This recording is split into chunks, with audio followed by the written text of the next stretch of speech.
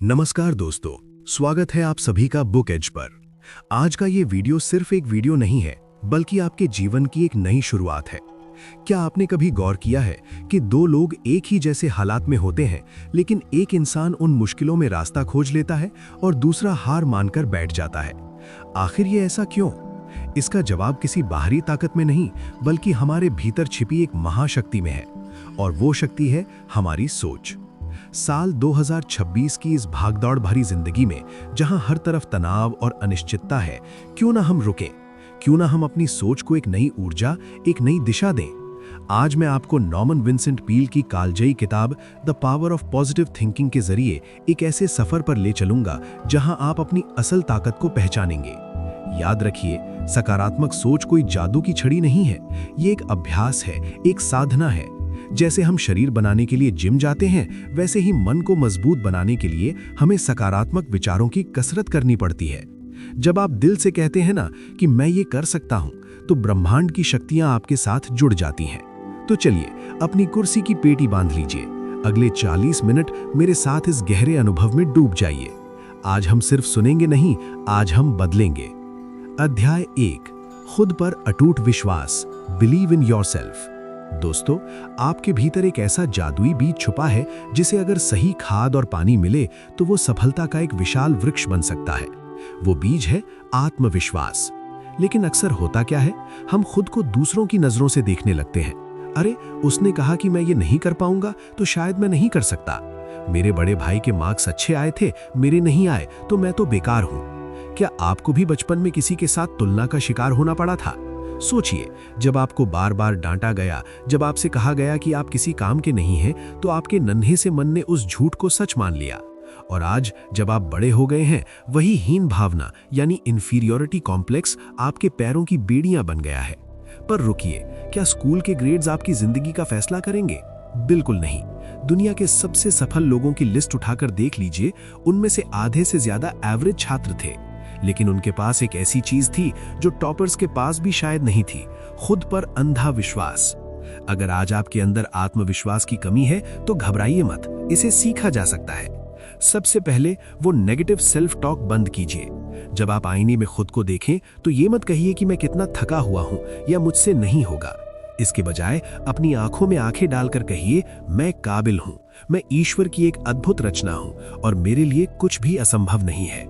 अपने मन में एक नई तस्वीर बनाइए, एक ऐसी तस्वीर जहां आप निडर होकर चुनौतियों का सामना कर रहे हैं। याद रखिए, जब तक आप खुद को नहीं जिताएंगे, दुनिया की कोई ताकत आपको नहीं जिता सकती। अध्याय 2, शांत मन, असीम शक्ति।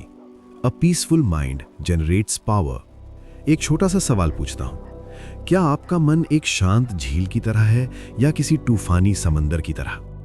आजकल की दुनिया में शांति एक लग्जरी बन गई है। हम हर वक्त किसी न किसी शोर में घिरे रहते हैं, लेकिन लेखक कहते हैं कि असली ताकत शोर में नहीं, खामोशी में होती है। एक शांत दिमाग वो इंजन है जो सबसे ज्यादा पावर पैदा करता है। शांति पाने का एक बहुत ही व्यावहारिक तरीका है माइंड डंपिंग। दिन में कम से कम 2 बार बैठिए और अपने दिमाग को पूरी तरह खाली कर दीजिए। अपने डर, अपनी असुरक्षाएं, अपनी नफरत, सब कुछ बाहर निकाल फेंकिए। जैसे हम अपने घर का कूड़ा बाहर फेंकते हैं, वैसे ही मन का कूड़ा साफ करना भी जरूरी है। और जब मन खाली हो जाए, तो उसे भरिए कृतज्ञता यानी ग्रैटिट्यूड से। उन छोटी छोटी चीजों के लिए शुक्रिया कहिए जो आपके पास है। यहां मुझे एक कहानी याद आती है।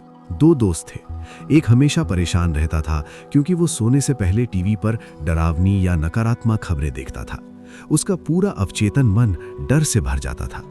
वहीं दूसरा दोस्त हमेशा चैन की नींद सोता था। उसका राज क्या था?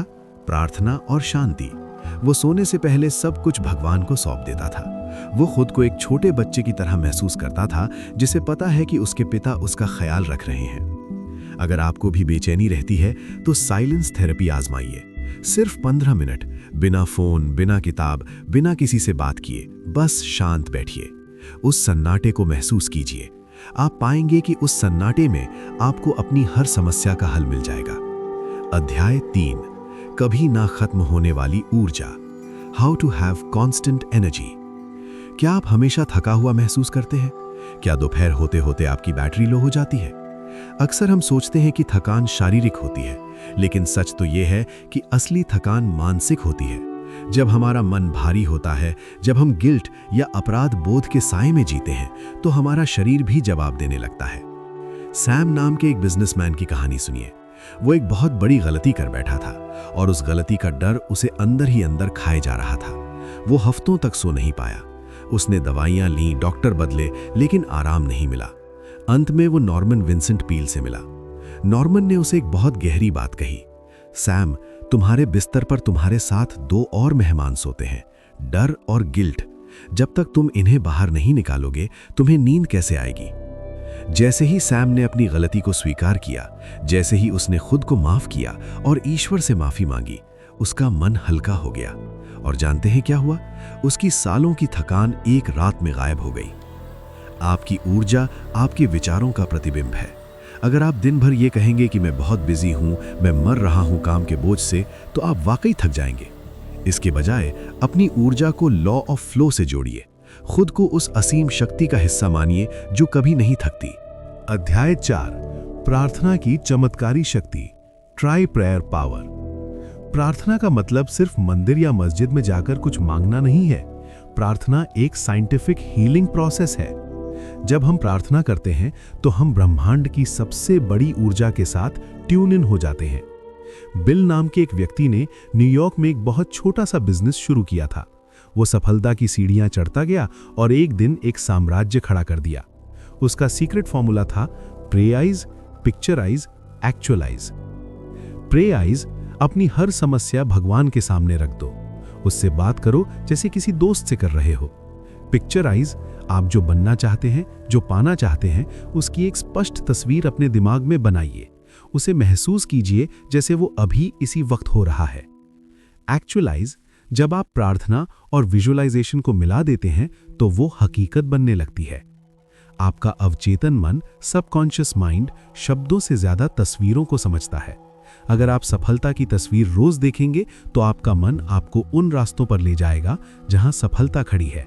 अध्याय 5, खुश रहना एक चुनाव है, क्रिएट योर ओन हैप्पीनेस। दोस्तों, हम अक्सर कहते हैं कि अगर मेरी लॉटरी लग जाए तो मैं खुश हो जाऊंगा, या अगर वो इंसान मेरी जिंदगी में आ जाए तो मैं खुश हो जाऊंगा। पर याद रखिए, खुशी अगर और मगर में नहीं होती। खुशी एक चुनाव है। आप आज इसी वक्त खुश होने का फैसला कर सकते हैं, चाहे आपके हालात कैसे भी हों। एक बुजुर्ग जोड़ा था जो हमेशा मुस्कुराता रहता था। लोग हैरान थे कि इस उम्र में बीमारियों के बावजूद ये इतने खुश कैसे हैं।